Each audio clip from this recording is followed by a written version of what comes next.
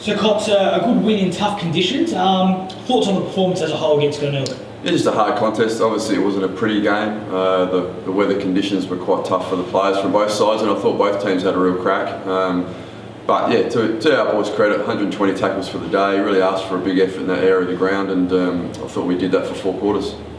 Obviously taking into account the weather, what were the main instructions from yourself? As the weather probably didn't allow us to be as free-flowing as we would have liked, and it turned into a real territory battle. I really ground ball tackle was a real focus for us, but also play the situation. So if there's opportunities to hit the free man and move the footy quickly, I still look to do that. But obviously, if it's windy and the rain was coming down, then make sure just to play the situation and get some yardage and try and play the game inside our forward half. In those type of games, what do you take out as a real positive in those real wet, scrappy wins? Well, just to be able to do it dirty, I suppose. You know, it's not always going to be pretty, especially in June, July, when the weather sort of starts to come in, and it's a bit hard to get that sort of free-flowing sort of ball movement happening. So for us, it was really just getting down and dirty and making sure we played hard, aggressive football, which is a really good sign for the group. You say tackle pressure as a real focus along with the contested ball. Will Abbott had a game high 15 tackles, Glenelg had 11. Was it great to see those guys set the tone, really? Without doubt. I mean, I think everyone, when they had their turn, tackled quite well, but Will Abbott was excellent. Cole Gurlis added another dimension to the group with his tackling in the forward half as well. Peter Bampton had 15, I think, as well, around that mark tackle pressure as well. So those blokes are really getting it done and locking the ball inside our forward half, which has been great. Glenelg were always going to be a tough team.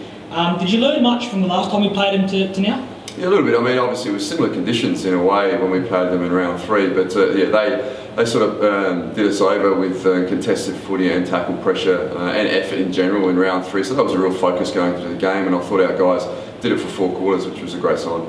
And talk us through where we go from here now, Cots. Obviously the bye this week. Talk us through our training schedule. First half of the week will be to refresh, reset, so we'll do a review tonight. We'll probably go to the pool, have a swim, train again tomorrow night. Thursday will be a main session. The guys will have the weekend off.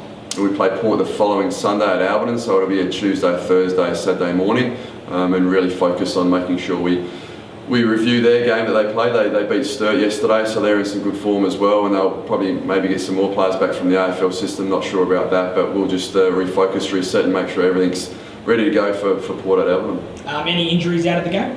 Not that I'm aware of. I think everyone got through reasonably well, and Simon Phillips played well in the reserves, Carlo Edmead. So yeah, look, we've got some blokes pushing as well in the reserves. And just lastly, a fair few people turned out in wet, horrible conditions on Saturday. How good were they? Fantastic. I mean, obviously the support for our club's been enormous all year, but when it's freezing cold and wet and windy, I mean the grandstand side was full, and even to see people on the outer as well in Cooper's Hill was just amazing. So continue to show your support, we really appreciate it, and look forward for the next home game to come out, but make sure you get to Alberton as well, because the guys will look forward to seeing you there.